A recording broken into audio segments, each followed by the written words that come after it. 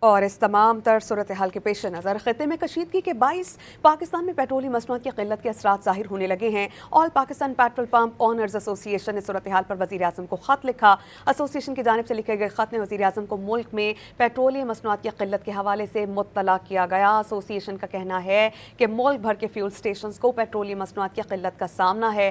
بحران کے باعث آئل مارکیٹنگ کمپنیز نے تیل کی فراہمی کے لیے کوٹا مقرر کر رکھا ہے۔ آئل مارکیٹنگ کمپنیز تیل فراہم نہیں کر رہی یا پھر فراہمی محدود کر دی گئی ہے۔ ملک بھر کے فیول اسٹیشنز کو پیٹرولیم مصنوعات کی قلت کا سامنا ہے۔ عوام کو پیٹرول دستیاب نہیں اور فیول اسٹیشنز خشک ہو رہے ہیں۔ ایسوسی ایشن نے وزیر اعظم کو درخواست کی کہ پیٹرولیم مصنوعات کی فراہمی کے لیے آئل مارکیٹنگ کمپنیز کو ہدایات جاری کی جائیں۔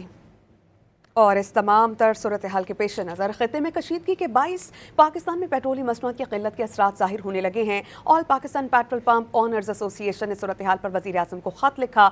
ایسوسی ایشن کی جانب سے لکھے گئے خط میں وزیر اعظم کو ملک میں پیٹرولیم مصنوعات کی قلت کے حوالے سے مطلع کیا گیا۔ ایسوسی ایشن کا کہنا ہے کہ ملک بھر کے فیول اسٹیشنز کو پیٹرولیم مصنوعات کی قلت کا سامنا ہے۔ بحران کے باعث آئل مارکیٹنگ کمپنیز نے تیل کی فراہمی کے لیے کوٹا مقرر کر رکھا ہے۔ آئل مارکیٹنگ کمپنیز تیل فراہم نہیں کر رہی یا پھر فراہمی محدود کر دی گئی ہے۔ ملک بھر کے فیول اسٹیشنز کو پیٹرولیم مصنوعات کی قلت کا سامنا ہے۔ عوام کو پیٹرول دستیاب نہیں اور فیول اسٹیشنز خشک ہو رہے ہیں۔ ایسوسی ایشن نے وزیر اعظم کو درخواست کی کہ پیٹرولیم مصنوعات کی فراہمی کے لیے آئل مارکیٹنگ کمپنیز کو ہدایات جاری کی جائیں۔